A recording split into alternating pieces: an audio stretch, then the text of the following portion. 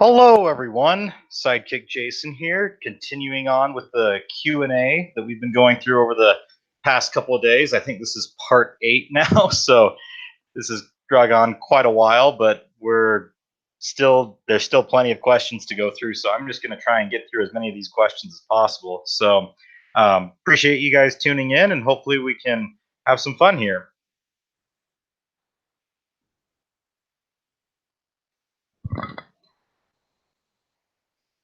All right, so we've already gone through about 3/4 of the questions that pertain to my series, so we're going to finish those off today, and then we're going to move on to the next section, which is Big World, Big Adventures, and that's going to get interesting. So yeah, we'll just move forward, and hopefully we'll be able to cover all of those, and yeah, we'll see what happens.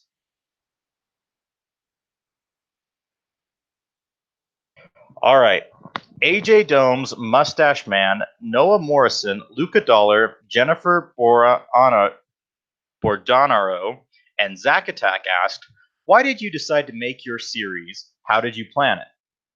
So I decided to make my series because at the time, it was about it was during seasons 13, during the dark ages of the Miller era. We'd already had the hit era for 4 years at that point with seasons 8 through 12 and whatnot. And like Thomas had been such a big part of my life growing up, and I knew what Thomas should be like because I had seen it in its glory days when I was a child, and so I felt that the current TV series wasn't up to what it should be, and I felt like children weren't, they didn't get to enjoy Thomas the way Thomas should be. And I thought, you know what, I'd love to maybe, for myself, do something to kind of bring that back, but also maybe be able to share it with others and be able to let children around the world be able to enjoy Thomas the way that I was able to enjoy it as a child. So that was kind of the initial reason why I wanted to create my own series. The other reason why was because I just love to create. And it was like I mentioned in my behind the scenes video that I had written like superhero stories as back when I was in elementary school and whatnot. But like having it just be words on paper wasn't enough, and being able to actually bring it to real life was awesome. And so I was really excited with the idea of making a Thomas series because I had all the toys and I could make the scenery and the backdrops and everything, and I could actually bring it to life and actually make something out of it more than just having text. And so that was one of the big reasons why I pursued that over some of my other ideas. And that's kind of how it all came about. The way I planned it is I initially just started writing out story ideas. And they were about a paragraph long each, and I wrote out I think like 26 ideas, and then eventually it became 30 ideas total. And once I had written out all of the ideas, which all 30 of those eventually became the 30 episodes that are in season 1. So I should have actually, for this Q&A, I should have screenshotted them. But anyways, I've got paragraphs that just have a basic plot outline. The next thing I did was I actually wrote out all 30 of the stories, but I wrote them out on paper. And then after I had done that, I actually went through and I made like shot lists, and I did it on paper. And I still can't believe I did everything on paper back then. Like it's just so tedious work. But I went through and I wrote like lists on paper, every single shot that I had to actually get in order um, to film it on my own.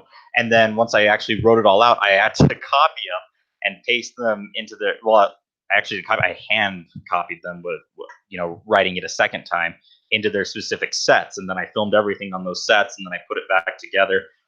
And so it was a long process. I mean, I was a freshman in high school when I started filming my series, and then it wasn't until my junior year, halfway through my junior year of high school, that I actually, released it publicly. It was in January of that year, and so it took quite a while to prep and get everything done, to film it all, to start editing, and even back then I was animating. And even though it wasn't the highest quality of work, it did take quite a lot of time. But I was very thorough in planning it. I did block filming, which is where I film everything that takes place on one set, at one time for the whole season, and then I move on to the next set, which requires a lot more planning. But you can do make the sets a lot more detailed and whatnot. And so I was quite happy with the way it turned out, and I would recommend block filming if you can really plan ahead. But I know a lot of people they'll just they'll make sets specifically just for the episode that they're doing. So yeah.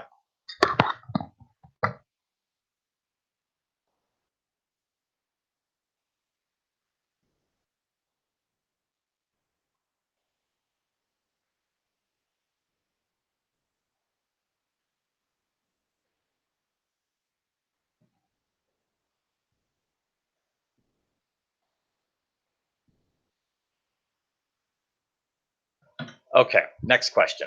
Stephen Garcia 118 and a Junction Malfunction asked, why do you only use characters from seasons 1 through 5?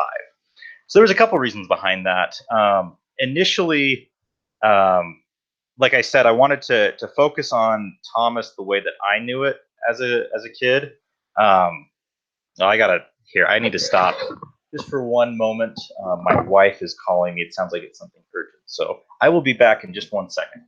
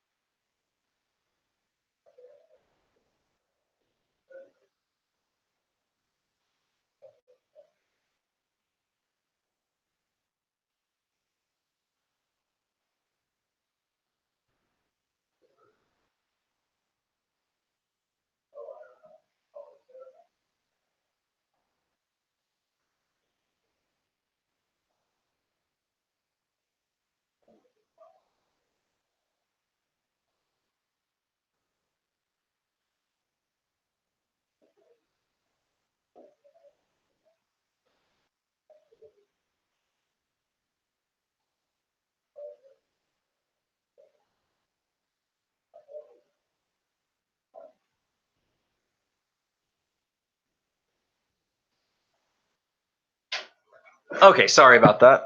Um, she was calling because she was at the store, so I she needed me to answer some questions. Got that taken care of, and now we're back. So, okay. So the reason why, first off, is I wanted to focus on Thomas the way I knew it as a kid. Which originally I was going to do just seasons 1 through 4, and then maybe include some Railway series characters and kind of go that route. But then it was because Hit Toys released Ari and Bert in Trackmaster form that I was like, oh, you know what? There's so many great characters in season 5 that you didn't really ever get explored, and there's a lot of potential there because they also made Bertram as well. And so I was like, you know what, I can also do season 5. So that's I kind of limited at that kind of pre-Magic Railroad. Part of the reason also is because Thomas just starts, it starts changing so much after season 5. I mean, it did change a lot in season 5 as well, but once you go beyond season 5, then you have all the stuff with Magic Railroad and Magic and all the different parts about that. And then season 6 and beyond, then there's so many new characters, so many other locations, a lot of inconsistency in the TV series, a lot of just errors in general. And so it was like trying to canonize those into my own series. I just rather not deal with all of that, and I'd rather just focus solely on um, the characters that I knew growing up and be able to focus on them. And so that's why I moved to just have seasons 1 through 5. And so yeah, so that's the main reason why I did it. Also, I didn't want to have to keep buying all the merchandise for all the new characters, and so it kind of having it limited too. I also wasn't dependent on, oh, are they going to make these specific characters in Tomy Trackmaster range, and so I was able just to focus. Plus, at the time, I mean, especially during the Miller era, none of the new characters like they weren't worth it to add on. There was a time when during the Brenner era that I was actually kind of thinking to myself like, oh, it would be really fun to add in some of these characters that they introduced, like Marion and Paxton and different ones. And so because they've done a lot of fun things with them in the TV series, and I was like, oh, I'm kind of missing out on limiting my stuff to the classics. But this way I get to focus on the classics and have characters like Boko get leads in stories that currently. I mean, Boko hasn't had a lead in 20 plus years now. So I mean, he hasn't been seen in 20 plus years. So it's I really I think that there's a lot of potential there, even though I've kind of limited it to that, and it allows me to kind of explore Sodor deeper in those specific parts, and so that's kind of the main reason why I've stuck to that.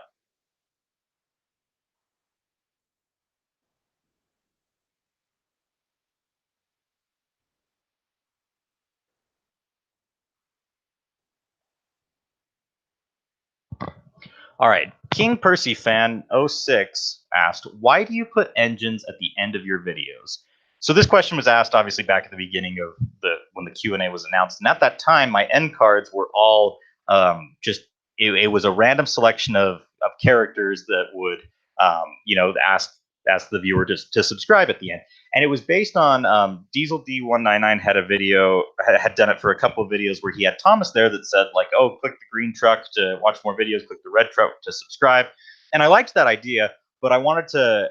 I knew that I was going to be releasing a lot more videos than just like how he did one short at a time, and so I thought it'd be fun to have a variety of things, and then plus it's like if you didn't know what character was going to appear at the end, it would kind of make things fun to see. And so that's why I did a wide variety of characters. And I think, I don't even know how many. I think I had like 50 different um, outros or something like that. And this is before YouTube had made their end card system that they have now. This is kind of back when, I mean, this is like 2013 that I was, planning this out. And so I made it specifically to fit kind of what was the going on with end cards at that time. They were just kind of getting started, and it worked out really well. And it was a lot of fun, just having all the different characters appear there, and it was a good way for me to practice my animation and whatnot. And so I really enjoyed it.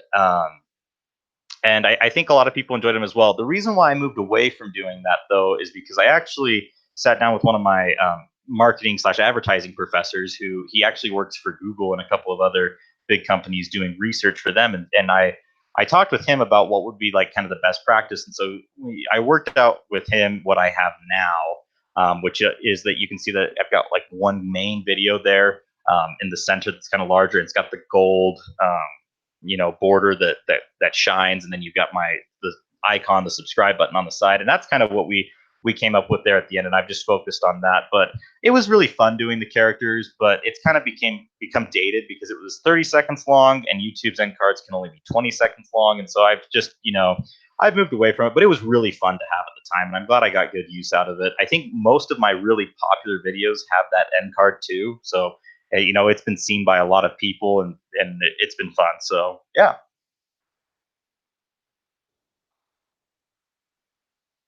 Ben O asked, "I'll do you one better. Why is there season three?"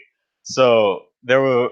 This question is in reference to the fact that so many people were asking about like where is season three? What is season three going to be about? And so Ben O here said that he'll do one better and ask why is there season three. So the reason why there's season three is because I just want to continue making original episodes.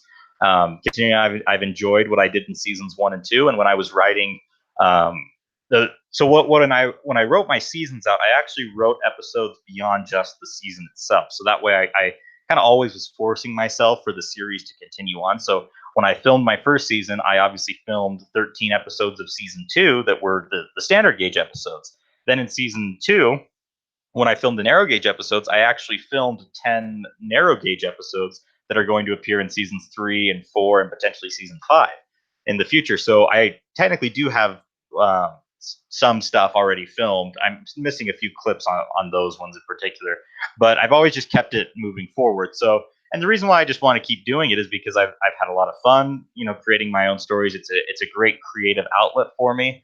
But I've enjoyed seeing the reaction and seeing people enjoying the series because they're I try and make them like classic Thomas, and so it's been a lot of fun kind of bringing Thomas in some ways back to that, like what they've done in the TV series in recent years up until Big World Big Adventure. So yeah.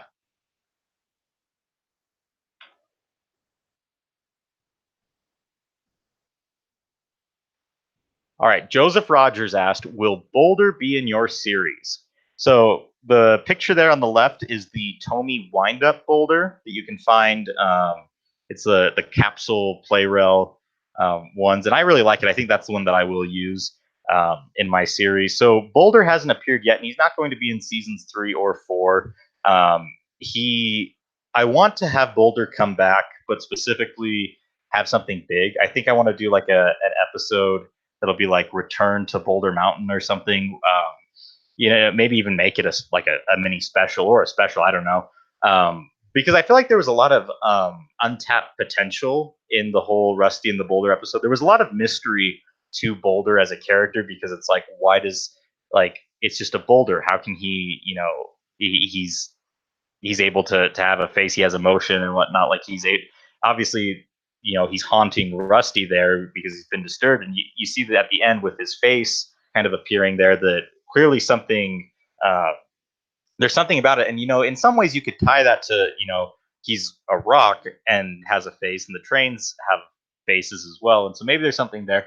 But I just love the atmosphere of Rusty and the Boulder, and so I want to make sure that before I go back um, to and have Boulder in an episode, I want to do it right, because I feel like there's been a couple of characters that I've kind of botched in my series, where like I just had Rusty return, or not Rusty, Scruffy return, like kind of willy nilly, and I didn't like that. I want to make sure that I give, if a character is going to return, they need to have a proper entrance and whatnot. And so I'm looking forward to doing something in the future, but I don't plan on doing anything currently. I can safely say that in season 3 there is a reference to Boulder in one of the episodes. But yeah, I'll leave that to when season 3 comes out for you guys to see. So yeah, eventually Boulder will be there, but not anytime soon. Joanne Prince asked, "Will Emily be in your show?"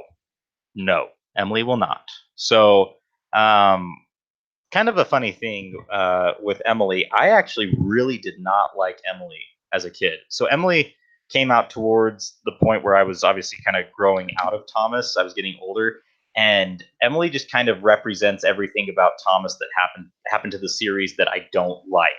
And so I knew straight up that I did not want Emily. I did not want to have a steam team. I wanted to go back to the classics, the way Thomas should be, because even as a kid, I could tell that Emily was being shoehorned into things just because she was a female, not because she was a good character or that she actually, yeah, like I could just tell what was going on even as a kid. And so I didn't like that I didn't mind her as a character. Like in season 7, like I had no problem with her episodes and whatnot. But watching in season 8, how basically, not that she replaced Duck, but that she kind of was shoehorned in, and they focused on her and neglected so many other characters. It kind of, I mean, as a kid, it really irritated me because it was like, hey, like you're kind of, I mean, I could just tell what was going on there. And so Emily kind of just symbolizes everything I don't like about Thomas. And now it's funny because Nia and Rebecca are kind of symbolizing even more what's going on, these changes where they force these things into the show that really shouldn't be. They I don't mind if they naturally happen. Like if Emily was a strong character that kind of rose to the top and kind of became a main role over time, that's great. But because she was forced into it, I think that was the real issue. I liked actually. I'll admit, I warmed up to Emily during the Brenner era, during season 17 through 20. I liked a lot of the episodes she was in at that point. Um, but yeah, I don't think that she should be a part of a steam team just for the sake of it. Um, but yeah, so Emily will not appear because Emily represents the parts of Thomas that I don't like, and so I'm keeping it away. I actually, as a kid, I remember um, when I was a kid playing with the toys, I would, create my own stories, and on my layout, push the trains around and have them talk and whatnot, and basically create the stories myself. And I remember specifically because I did have a Tomy Emily when I was a kid, and I made myself a story called Emily and the Knife Cart, where Emily had like for a circus train or something, she had to help take this train full of all these different circus things. There was a knife cart, and anyway, she runs into it. I don't know. I was a kid at that point, but that was just a funny thing I remember. So yeah, I did not like Emily, and that's why Emily doesn't appear in my series.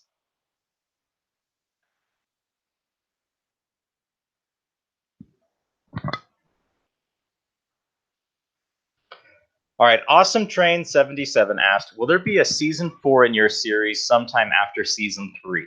And yes, there definitely will be. I have been filming season 4 with season 3. So when I've built these sets for season 3 to make it worth the time, because obviously like some of them are very very detailed. So just to film a couple of episodes and then move on is kind of a inefficient way to use my time, especially building some of these elaborate sets. So I've tried to film as many episodes on them as possible. So seasons 3 and 4 are completely planned out. The episodes are all entirely written, and I've been filming. I've filmed most of them, but I haven't been able to complete the episodes because I'm missing certain sets and whatnot. So season 3 will definitely or season 4 will air sometime after season 3, definitely. Um, but yeah, I don't know exactly when that'll be, just because I don't know when season 3 will get around to airing. I might do something where um, season 3, I might air like an episode once every other week to try and get the what am I thinking of? To try and space out the airing schedule so that way there's a wide variety. Um, Not a wide variety. What am I thinking of? Sorry, I've got text messages coming in from people, so I'm getting distracted. Um, Anyways, what I was saying is I'll probably space them out, like what I did with season 2, having an episode every other week. But maybe for season 4 and some of the future seasons, once I have the episodes finished, I'll try and release them more on a weekly basis. But we'll just have to see. I don't know. It depends on my life circumstances, how fast I can get out the episodes. I'd like to be able to kind of get more of a team on some of the production parts and maybe get some people who could help me with editing and animating and whatnot and be able to move things forward. So hopefully I could be releasing them on a weekly basis once I get to that point, but we'll just have to see.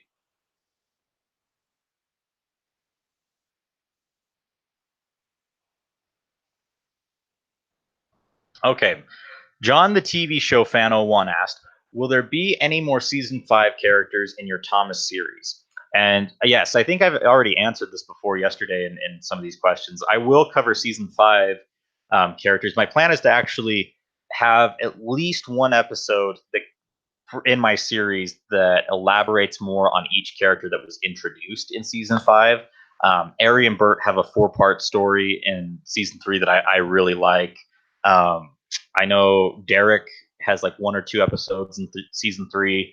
Uh, Tiger Moth does make an appearance at one point. I'm trying to think. Cranky definitely appears, and there's some others. So I try to get a wide variety. I know, so definitely I can safely say that in seasons 3 and 4, the horrid lorries do not appear. But I do have a special multi-part story about them that will come out later. I think it'll be in season 5. I've written it all out, so the stories are complete there. But I need to finish getting the shot list ready, and maybe I'll finish filming them when I finish filming season 3. But we'll just have to see what happens with that. But eventually, the plan is to get to having all those characters covered and really elaborate on them. That's the reason why I set the characters in my series to be limited to seasons 1 through 5, because I wanted to focus on having these characters get more spotlight and really flesh them out a lot more, just because season 5 really rushed through so many of the characters. And so, yeah, I think there's going to be a lot of fun potential there with so many characters. But yeah, you'll just have to wait and see.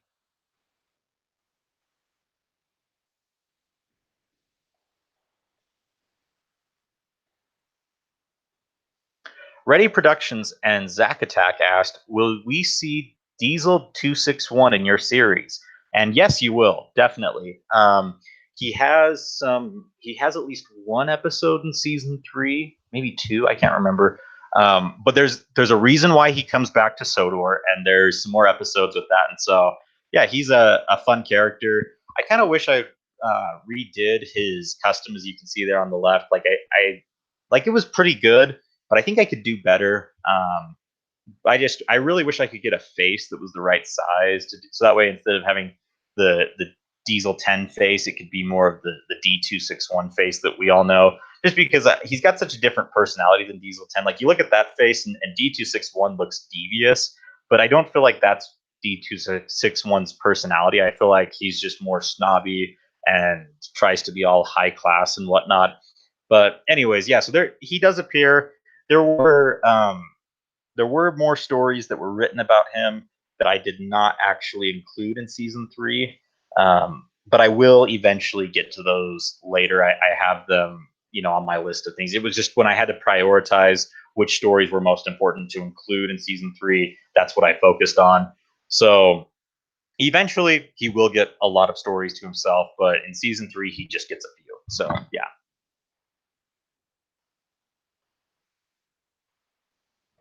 Chase Oliver Suarez asked, "Will you accept scriptwriters for your series?" And yes, I already do actually. I have a team, a writing team. There's about I think 8 of us in a group chat. But what we do, just for fun, we have kind of a monthly writing competition. We've been doing it since October. But basically, what happens is I'll give a specific prompt. Like for October, we did a Halloween theme. December we did a Christmas theme, and then November we did like an Arsdale theme with the miniature engines. And so what I do is I give a prompt and say, kind of give some limitations on. Obviously, they're only going to use seasons 1 through 5 characters. Here's like sometimes I'll set the locations that they can only be on these certain sets. And that just helps me with filming, so that way I can film them in the future. But then we do the whole month where everyone can submit their stories that they write to fit the prompt, and then at the end of the month I compile them into a folder. I send out a survey, and then I let everyone on the writing team rank the stories. They can't rank their own, obviously, because that wouldn't be fair. But they rank all the stories, and then I compile the data from everyone ranking the stories, and then whichever story turned out on top, then they get a reward. Like this month, we did a Diapet Thomas. The month before that, it was the Capsule Play Rail, Mike, Rex, and Bert, and then before that, it was the Play Rail engine. So we're just a variety of different prizes we're going to do each month. If you're interested in writing stories for my series, feel free to send them to me. You can send them. You can DM me on Twitter or Facebook. I think even my Instagram you can message. But yeah, so try and send them to me there. If I'll have to look over the stories. I hate to reject anyone because I really want to help people improve their writing, but I can't spend all my time trying to help everyone with it. But hopefully, if they're really good stories, we'll try and get you a part of the team and be able to um, get them in the monthly competition, because I think that'd be a lot of fun. I think more people involved, the more stories, the merrier. So if you're interested in writing and having your story someday adapted as a part of my series, in my filming style, then yeah, feel free to send me your stories on over. So yeah.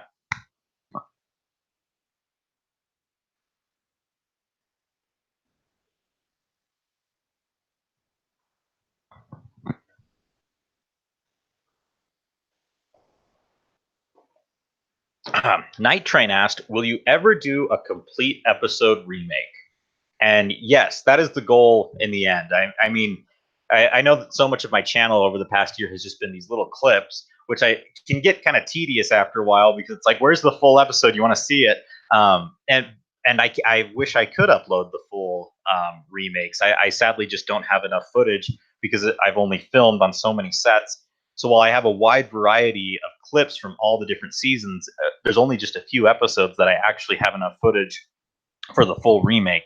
And my goal is to actually um, finish filming. When I finish filming seasons 3 and 4, hopefully I will have enough footage, because that was kind of my plan when I was filming, to do as many remakes as possible, full episode remakes. I should be able to actually publish the full episode remakes on most of seasons one through 3. Um, Obviously the winter episodes will have to come later and whatnot. But my ultimate goal is to eventually remake all of seasons 1 through 4. But I should be able to get a lot of the full episode remakes out after I finish filming season 3, and that might be what I'll be releasing on my YouTube channel while I finish editing season 3 of my own series. So we'll just have to wait and see what happens. But eventually, yes, you will see hopefully all the classic episodes remade on my channel. But it's just a matter of time, because obviously that's a lot of work, and it takes a while to do all of that. So eventually.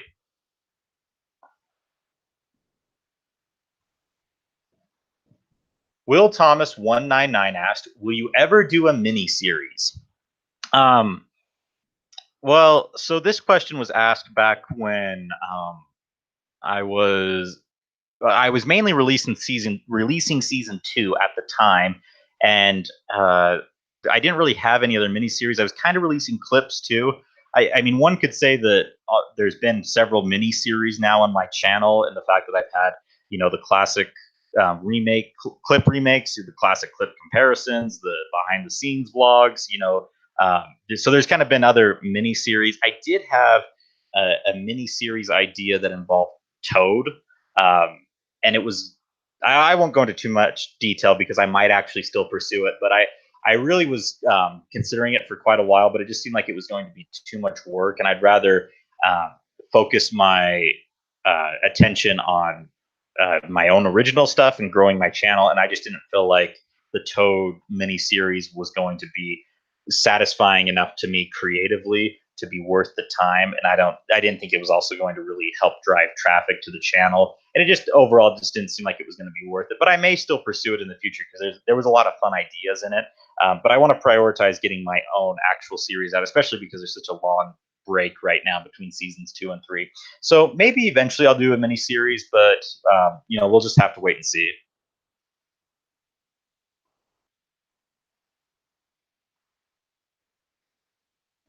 Stephanie number 55 asked, "Will you ever make a Blue Mountain Quarry set?" Probably not. You know, I've stuck pretty much with seasons 1 through 5, but there were times, I was kind of hoping with the when I was filming for the Thomas Creator Collective that I would get the opportunity to be able to film on some of these CGI only sets. Like if you guys remember, I made the Steamworks, and I was really happy with the way that set turned out. It was a huge building, and I mean, still huge. It takes up a ton of space in my storage, and so yeah, like I wished I could have, but obviously there wasn't time. It would take a lot of work to make them. It would have been fun to make like the Soda Search and Rescue Center, obviously the Blue Mountain Quarry, the Diesel Works, Ulstead Castle, and whatnot. But I'd rather the opportunity never came around with the Thomas Creator Collective, so I'd rather focus my time on my actual series. And I'd love to finish remaking or being able to recreate all the sets from the classic series first. And maybe in the future, just for fun, I'll tackle making something like the Blue Mountain Quarry or the Search and Rescue Center. But, we'll just have to see what happens.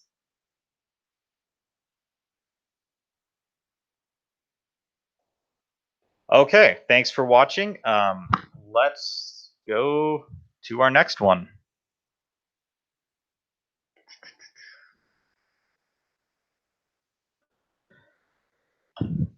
All right. Things are going to get interesting now.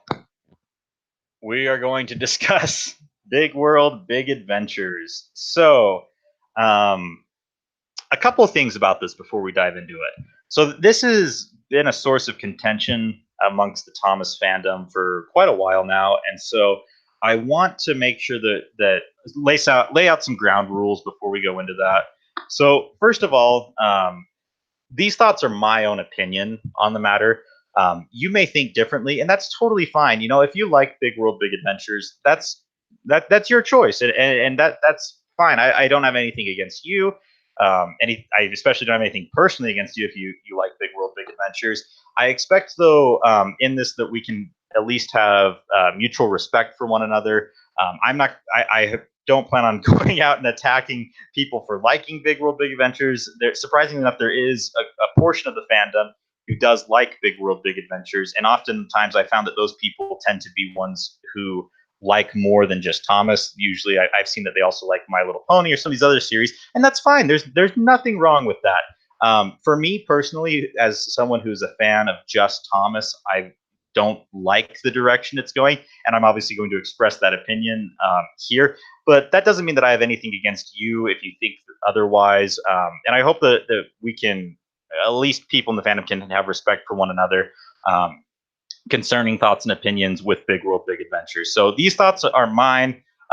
If you disagree, that's fine. If you want to try and attack me, I guess you can waste your time doing that over it. I've seen many people who have been upset on Twitter and other social media platforms because I voiced my concern over these changes and whatnot. And you're free to your opinion, but I would, strongly recommend not going and attacking someone over their personal opinions about something and just agree to disagree.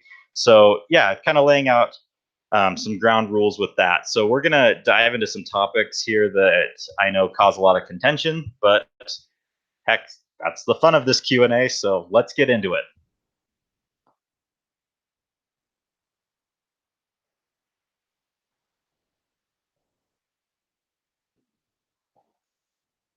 Okay. Thomas Pandit fan asked, "Are you a fan of the Thomas and Rosie relationship arc in season 22?" And no, I'm definitely not. I think that it's got some serious problems with Thomas as a whole. In a part, in in the in the series itself, I just don't think that it has a place there. And because the problem is that now it leaves a lot of questions with the way that they referenced it in the episode. Bill and Ben are teasing that Thomas and Rosie could be something more, and they're like, "Oh no, we're just friends, we're just friends." But then it leaves the question of, wait, can engines be more? What does that mean? What does that look like? And it's hard because it starts to, the characters have been defined that they're a certain, like, obviously they have human characteristics about them, but it's been kind of there's been a line drawn and pretty much in their personalities, and it hasn't been crossed. And this is the first time that they've really tried to cross that, and make them more human in a lot of ways. And I mean, in some ways, I guess they've tried making them more human and having them bouncing and moving and being more animated. And so I think that it's just not Thomas. It's not the way Thomas should be. It leaves a lot of questions for trying to understand the universe, and it leaves more confusion. So I don't like the direction that it's going. I think that the moral of that episode was good. I think that they could have done it better. Maybe it could have been about Stephen and Bridget, Sir Topham Hatt's grandchildren. Maybe Stephen, some children are teasing him at school or something about a girl or something, and then the engines, try and help Steven out. There could have been something like that, but I think having it be about the engines just made it weird. I don't know. Like, it opens the question now. So, like, are Jerome and Judy married then, technically? Because, they kind of act like a married couple, but, like, I don't know. It's weird. I don't like the direction that it went there because it opens up more questions, and it changes the universe in ways that I don't think should be. Now, I do need to discuss this. I don't have anything against people who like to do this for their own, their own canons, for their own series, or for their own things. I totally respect that. If people want to do that for their own things, that's fine. That's up to them. I personally choose not to in my series, but if they want to, that's fine. I just don't think in the official series it should have been like this, and I don't like the direction they were going with that. That doesn't mean I have anything against anyone who does this for their own series, or they ship characters together for fun, like that. That's totally them, and that's fine. I don't have anything against that. I'm just talking here about the official series.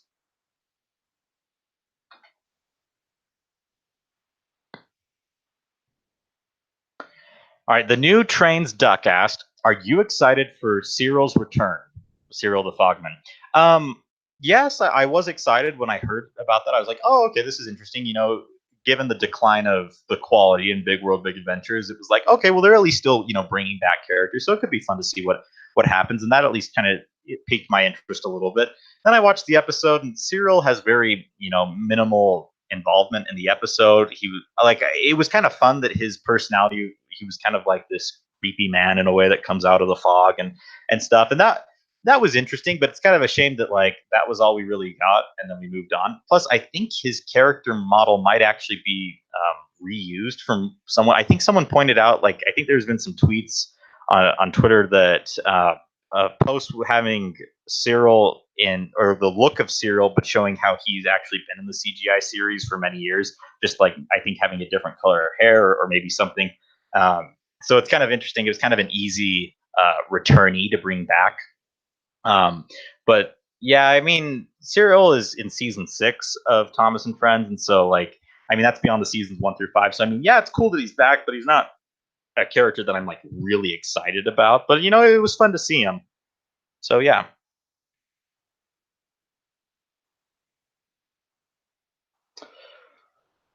James Hendrick Crooks, The New Trains Duck, Sudrian Signalman Studios, Hank the Red Engine, Thomas Mario Fan 11, TTTEC Gliver.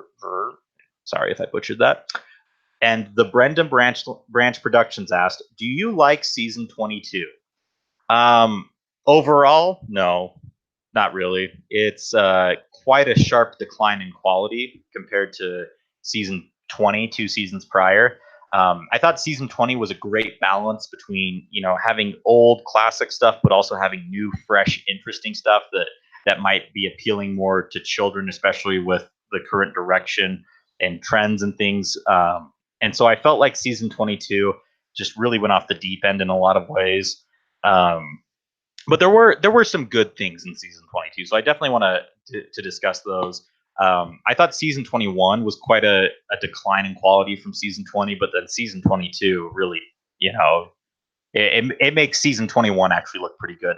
First off, the animation just doesn't look right. The lighting, you can tell, is a bad combination of the fact that in previous seasons they've tried to make the engines glossy and brighten them up, and then in season 22 they were obviously someone higher up gave instructions that Thomas needs to be brighter, and so they upped the brightness and the saturation on things, and then you've got all the characters now have kind of these yellow faces, which I think just looks weird. I'm not quite sure why. Like, it makes them almost look more human. Again, with the thing we just discussed before about the engines being more human, but I don't like it because it looks more like skin color, and I don't like Thomas characters. I don't think having the gray faces keeps them, as Thomas characters, not as human characters that are in trains and whatnot. Like, so I don't know. I didn't like the direction.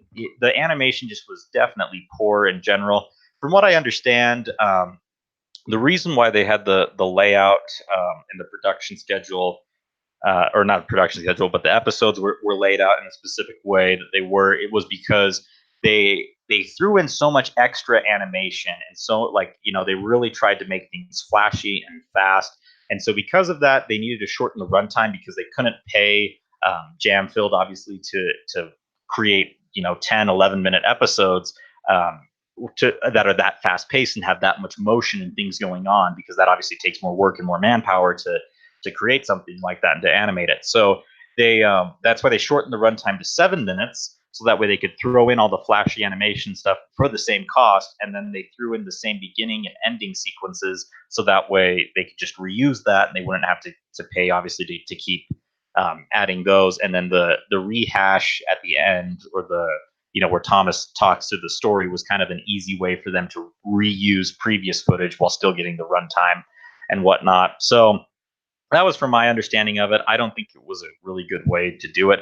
The problem is that you can tell that they were trying to really, make the stories faster, because even though there's a shorter runtime, the stories straight up feel rushed. Like, you just feel like it's go, go, go. Like, there's there's hardly any, like, opening shot that, like, gets you, okay, we're here now. And, like, the pacing is just really bad overall throughout the season. And yeah, I think the problem with that is that, like, it's not the runtime, because obviously the classic series episodes were 4.5 minutes and they were just fine. They had proper pacing, but it's just the problem with the direction of trying to keep it so fast paced, which I don't think works for Thomas, because Thomas needs to have those moments where you can let the morals sink in, or let the atmosphere sink in, because that was part of the magic of being on Sodor. Now they've kind of eliminated that, and it's just so much action. It's just go, go, go, that you don't really get to enjoy being there on Sodor or seeing everything that's going on. And so overall, not a fan of what they did with that. The international episodes, I think, are pretty bad overall. I can't think of an international episode that I actually liked.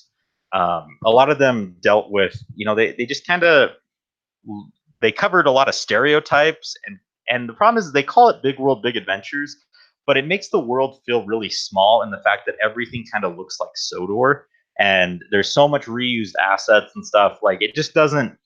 I get what they were trying to do, and it's a cool idea to have Thomas go around the world and learn about different cultures. But I just think the execution of it all was done so poorly.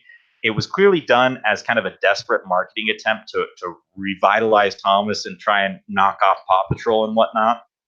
And so I'm not a fan of the direction that they went with that. I feel like international episodes could have been done better overall. I think that the animation on them was really bad. You could tell that they had a lot to do, obviously, because they had to make all these new locations and all these new characters and stuff, and so it was really rushed, and it just doesn't make the world feel big and like you could actually be a part of it, which is one of the things that was such a a big staple in the classic series of Thomas, is that the locations were so lifelike in a lot of ways that you feel like you could actually be there in person. I really, you definitely don't get that in the world traveling that Thomas does. So some things I do like about season 22. There were, I think, 4 or 5 episodes on Sodor that I actually did like, and I have watched again because I have enjoyed them. The 2 episodes that were written by Michael Whitehouse were really good. I was impressed with those ones, even though they were faster paced. They still, I felt that they're as good as we're probably going to get out of Big World Big Adventures, and I would put them up in the season 21, season 20 category. They fit in with those ones. They're good quality. I really enjoyed those. So yeah, the An Engine of Many Colors and Hunt the Truck. I think Hunt the Truck is my favorite episode out of season 22. I liked Apology Impossible. That was a fun one. There, I kind of although the pacing was off and the dream sequence wasn't good. I think the episode overall and the plot was really fun, and I liked that. I liked seeing the combination of Philip and James. Um, Seeing is believing was good for the most part. There were some things about it, like the second half of the episode was interesting. Like first it deals with Thomas and Merlin, then it's dealing with Percy and Merlin, and then all of a sudden the episode just kind of ends. Like I don't know, it didn't seem like it was fully fleshed out. Like it kind of felt like it was supposed to be an 11-minute episode that was cut short.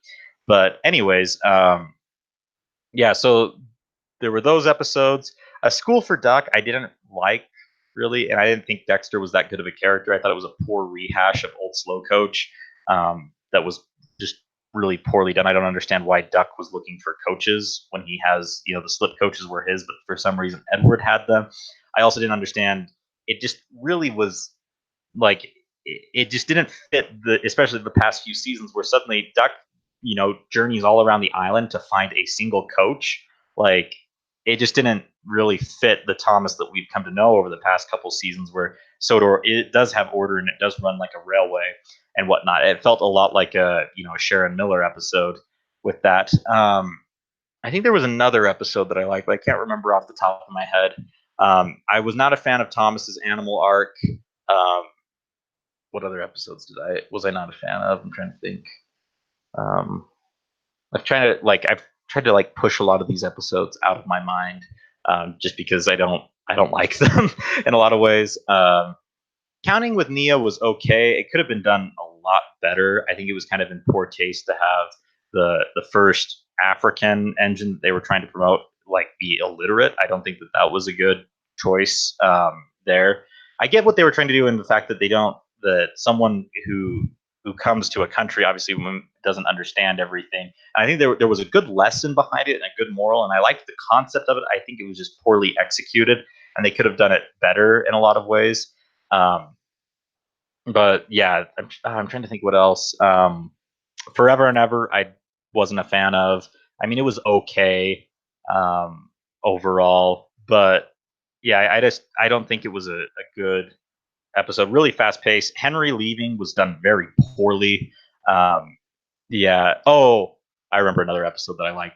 Rebecca's starring episode. That was a good one actually that I enjoyed.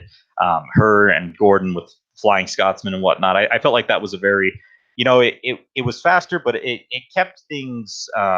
It felt like a very Sodor, a Thomas episode, and the fact that the lesson was about Rebecca going too fast. But yeah, so those were some good ones. There was about 4 or 5 that I actually liked, but the rest of the season was mostly a burning dumpster fire, in my opinion. But that's just me.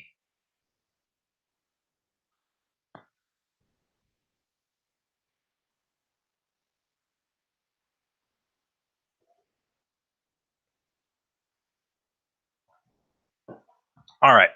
Sorry, got to grab a drink of water. Thomas Pandit fan and Brick Production Studios 2 asked, do you think replacing Edward and Henry with Nia and Rebecca was a good idea? No, I don't. I think it was a terrible idea.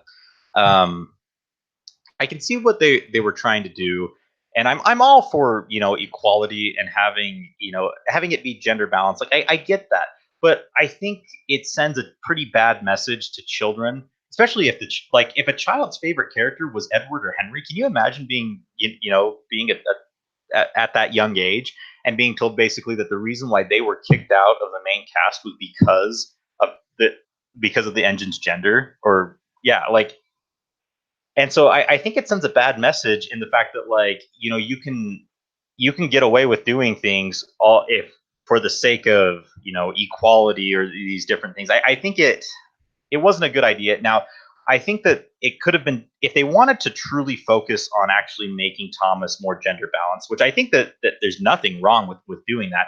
I think they should have dismantled the Steam team, and let certain characters go where they may and whatnot. Put Thomas and Percy and Toby back on the branchland stuff, but like focus on having more female characters take starring roles, not just shoehorning them into the marketing and promotional material.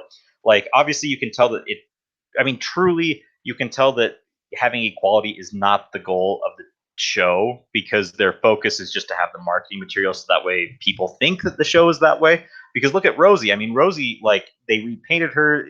There was all this talk that like she was going to actually be important, and then they did nothing with her, and she actually didn't really, do anything. And I mean, she got her role in Rosie is Red, but other than that, like, I mean, and Fastest Engine on Sodor, she was a minor character as well. But like, I mean, there was so much they could have done with Rosie, but they've moved it along just because they wanted to cover their international ideas and stuff. And so I think that they could have done better with that, having more episodes that focus on female characters. Mavis is another character that like if you're gonna have episodes about females and for equality and whatnot, then to have an episode about Mavis. Show some of these classic characters, classic female characters, and let them have the spotlight more. I mean, they did a great job with Daisy, allowing her to have starring roles uh, in a lot of episodes. But yeah, I just think that the whole Tid in the Sheds thing sadly became such a marketing and promotional stunt there.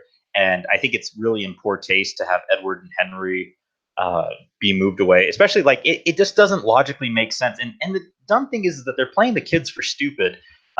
They're basically thinking that the kids aren't going to realize what's being done because, like, I mean, Edward decides to leave to go live closer to his branch line. Okay, kids will say that. Okay, that makes sense. But then Henry suddenly decides to live in Vicarstown. Kids are going to be like, wait, what? Like, doesn't Henry? Didn't he like living at Tid in the Sheds? And then you have an episode where Gordon's upset about his friends leaving. But then it's like, well, kids are smart enough to realize that if Henry could ask to leave, why can't Gordon? But Gordon doesn't because they obviously the writers of the show and the people in charge need Gordon to stay there because they need to have their steam team.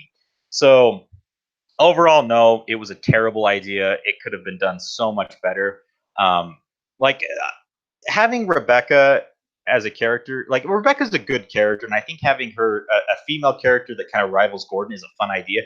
But you kind of already had that with Caitlin as well. Like, why don't you just focus more on having episodes about Caitlin? But they really wanted to have introduce these characters to be there front and center on promotional material and whatnot.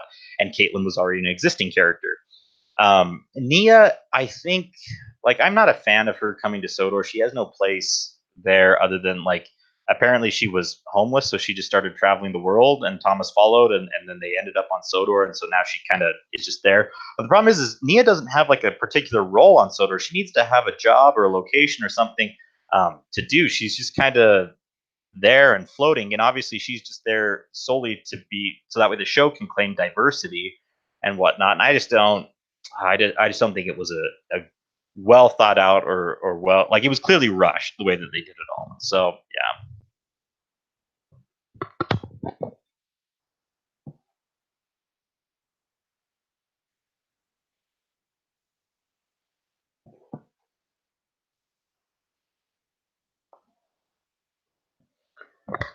All right. GTSH Productions asked favorite episode of season 22. And I would definitely say Hunt the Truck was my favorite episode. I thought it was fun to see Bill and Ben get the spotlight again. I mean, I had been saying before season 22 that I was really hoping we would see more Bill and Ben again because they had such prominent spotlights in seasons 17 and 18. Then they got one episode in season 19, but then they didn't get anything in season 20 or 21, and so they were kind of pushed to the background, which I thought was a huge shame because I thought they did wonders with Bill and Ben and CGI. They've been such fun, great characters, and so when I saw that they were going to get a lead role in season 22, I was really shocked because what were the odds of that? But Michael Whitehouse did a great job with the episode. Really loved it. It was fun to see Bill and Ben and Edward working together. I think that was the first time that they've really focused on those three characters together. And I thought the story was, it was a solid story. It did keep up some of the faster paced things, but it was fine because it was done in a tasteful way. I felt like I really liked the kind of the montage sequence when Bill and Ben are searching for the truck, and there's like that Knapford shot that moves across the whole set, but Bill and Ben keep going back and forth. I thought it was really fun. I like the Gordon coming through Henry's tunnel thing where the engines are in there searching, then all of a sudden they can hear Gordon coming and they run out of there. So I thought that was really good. Um, yeah, I thought it was just a great episode overall. I definitely I'd put it in like the season 20 category. I liked it. I felt one of the things that was really nice about the episode too is that there was a fantasy sequence, but the nice thing is it actually helped move the plot forward, which I don't mind fantasy sequences if they actually help the story, if they're there with a purpose. If they're just there solely to be kind of the clickbait like thumbnail type thing, then it's kind of like, okay, well, it's a little annoying when they just kind of shoehorn it into the story because it's so abrupt.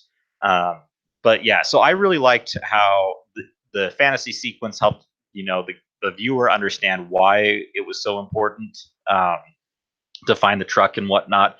And so I thought that was a great story overall. I liked it more than An Engine of Many Colors, just because An Engine of Many Colors was so much fantasy sequence, and so I liked being able to see what Michael Whitehouse's writing, beyond just the fantasy sequences. And I think he did a great job. I'm really looking forward to his work in season 23.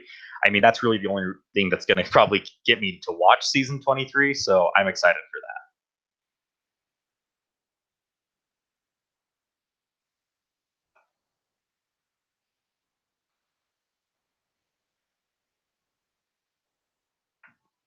All right. So, is it Sifo Andy? I think that's the name. I'm sorry. I apologize for butchering anyone's names to these. I'm just trying to get through them as best as I can. So, Sifo Andy asked Nia or Rebecca, and without a doubt, I would pick Rebecca any day. I think that she has potential to be a good character on Sodor. She feels like a Sodor character. I think that's the best part about her. Um, I don't like her role on Sodor though. I think could have been better. Like they just kind of introduced her, and she, in some ways, is replacing Henry in the classic series because Henry was pulling passenger trains on the main line just like Gordon, but now it's they swapped it, and now Rebecca's doing that as well, which it's fine. With having her kind of take on that role of pulling mainline passenger trains, but I wish that there would have been a reason why Rebecca needed to come to Sodor, and that was the problem with the whole thing with Henry and Edward leaving is that there wasn't. I mean, they did so much for Edward, but then there was no real story about why Rebecca was coming to Sodor, why Henry was leaving, and it just a total mess. But Rebecca overall, I feel like take her out of the context of the fact that she replaced Henry and that she's on the Steam team, and I think overall she's a pretty good character. I mentioned this on Twitter just recently that I plan on getting her Playrail model when it comes out, her Playrail toy, and because I plan on I've got some stuff that's going to take place on the main line, or not on the mainland, the mainland in the future with my series. I've got something special really planned.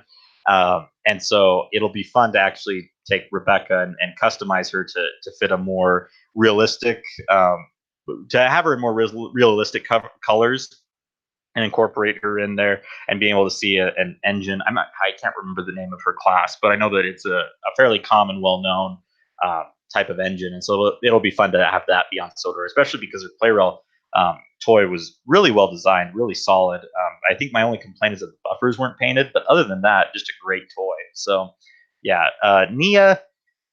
I just barely talked about earlier how I didn't like Emily in the classic series as a child, and I feel like Nia is Emily 2.0 in that regard. Like, you can tell why she's there and you can tell what they're trying to do. And it's in poor taste. Like doing, trying to do these things and push this agenda and, trying to make diversity for the sake of diversity is not a good way to do it.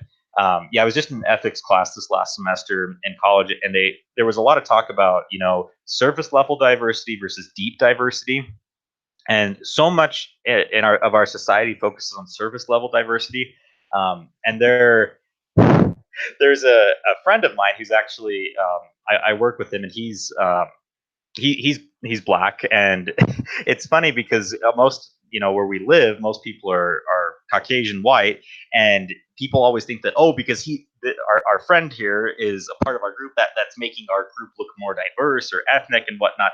And people ask him all these questions like, oh, where are you from and whatnot. And I was talking with him one time, and he was making all these jokes because he says, I can't stand it. Like, he's like, I'm born and raised around here. Like, I am just as, like, I'm just as much like you guys on the inside as you all are. But it's because, like, surface level people think that, oh, we're being diverse just because he has a different skin color, when really the best kind of diversity is people who come from different backgrounds and learning from people who are different.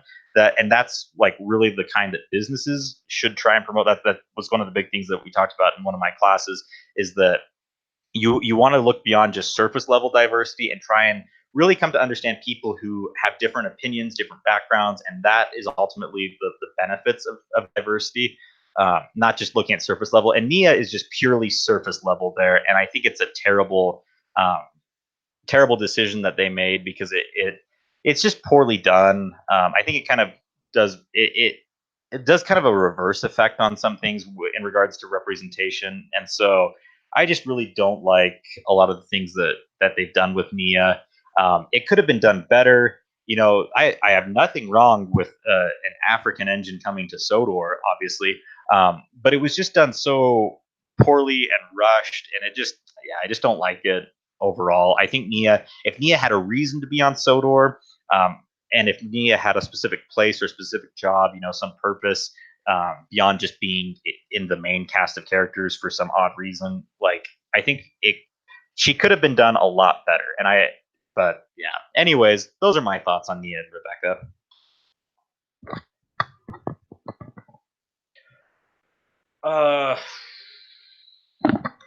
Okay. Well, we've gone over an hour now, and I've got some other things I've got to go take care of. And this next question is kind of the big one to continue discussing. So I think I'm going to hold off, and try and maybe cover this tomorrow or the next day. So I think I'm going to call it quits for right now. I appreciate you guys tuning in. It's been fun answering these questions. I hope I've answered them as best as possible. If you guys have more questions, or if there's questions about Big World, Big Adventures, or other topics with Thomas that I have not answered, please put them in the comments below in this video, not in the live chat, but in the comments, because I plan on, for my last live stream, actually going through and gathering all the questions that were asked during the live streams in the comment sections, and be able to throw them in. So that way I've covered all of your questions, and that way I'm completely caught up. So yeah, if you guys have any other questions that I haven't addressed, be sure to put them in the comments, specifically. So yeah, and hopefully we will continue discussing Big World, Big Adventures. So yeah, hopefully my answers have been what you were looking for. And yeah, thanks for watching. I appreciate it. We'll see you guys later.